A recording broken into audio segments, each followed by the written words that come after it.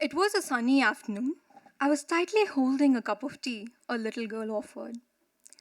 Surrounded by dust and clutter, she wore a bright smile and gently pressing my hands, she told, "Come, let me show you the new rhymes I learnt at school." Yet her eyes said something different. I could see in them the yearning, the need to feel safe, and the need to feel home. I didn't know seeing that girl and having that cup of tea is going to change my life forever. Have I always loved the environment? Yes. Was I always concerned about it? Nuh-uh. It was 2018. I was munching a bag of chips sat in front of the television while my grandpa changed from one news channel to the other. Cyclone Gaja, one of the most severe storms that year in the city of Pudukota, India, ripped through coastal communities. I was chilled to see the devastation. Houses shed and slitting through winds, trees down and boats wrecked, the sun gaping at what a disaster the previous night was. Later that week, my friends and I went to the village to lend some help, and I realized the tightness and discomfort I felt in my chest was beyond anything I could have imagined. I saw a world where women quit working to rebuild houses, where children cried because they've lost all their belongings, and where breadwinners of the family ended up day drinking, crying about the situation. Seeing the aftermath, I couldn't stop but dream for a better world, and I wanted others to dream with me.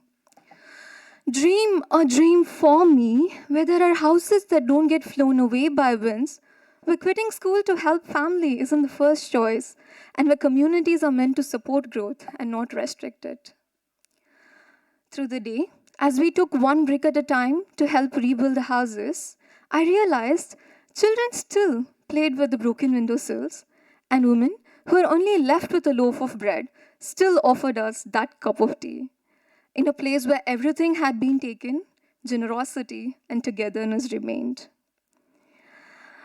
That night, while leaving back to my place, leaning against the window of the bus, I realized such disasters, which felt like once in a decade chances, are now once in a year regularity. While cyclone storms and floods are beyond me to change, I now know loving the environment is not just about admiring it, but going beyond borders to protect it. And I've seen amplifying impacts is possible. From volunteering cleaning a polluted lake to it now being a bird sanctuary, from just talking about climate change with friends to representing India on it, to enjoying the environment to doing a master's in it. My path makes me stand here today to share that that little girl in the cyclone changed my lifestyle, and I believe letting one other person know the crisis can go a long way.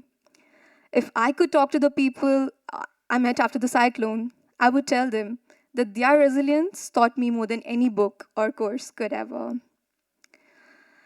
Dream a dream for me where adaptation to climate change isn't a privilege but a right, where storms may still come, but no child has to leave school to pick up the pieces, where the weight of rebuilding isn't carried alone but shared by governments, organizations, and global allies, and where I can still share the cup of tea with a child, not because of a disaster, but because we are creating a better future together. Dream a dream for me, dream a dream along with me, for just me dreaming cannot bring all the change it needs.